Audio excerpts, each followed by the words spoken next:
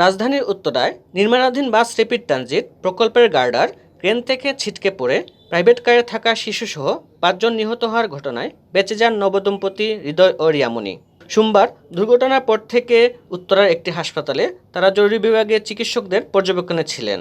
মঙ্গলবার তাদের স্বজনদের লাশ হস্তান্তরের কথা থাকলে হাসপাতাল থেকে ছুটে যান তারা।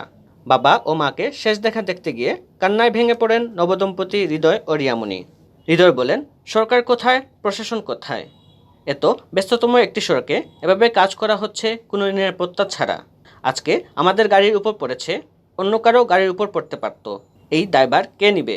সরকার ও প্রশাসনের কাছে আমার আকুল আবেদন, এর সুষ্ঠু বিচার হতে হবে। আমাদের মতো এমন যেন আর কারো না হয়। তিনি আরও বলেন, মামলার বিষয়ে আমি কিছু জানি না। আমি অসুস্থ, আমার স্ত্রীও অসুস্থ। আমরা হাসপাতালে ছিলাম, আমরা হাঁটাচলা করতে পারছি না। মামলার বিষয়টি আমাদের আত্মীয়স্বজন দেখছে। তিনি আরও জানান, সোমবার দুর্ঘটনার পর থেকেই আমাদের হাসপাতালে ভর্তি করা হয়েছে। আমি পায়ে ও কোমরে প্রচণ্ড ব্যথা পেয়েছি। আমার স্ত্রী আমার থেকে কম ব্যথা পেলেও সে মানসিকভাবে ভেঙে পড়েছে। দুর্ঘটনায় ওর মা মারা গেছে। আমরা এখনও অসুস্থ। তবে আমার বাবা আর আমার স্ত্রীর মাকে মর্গে থেকে বের করা হবে, সেজন্য এখানে এসেছি।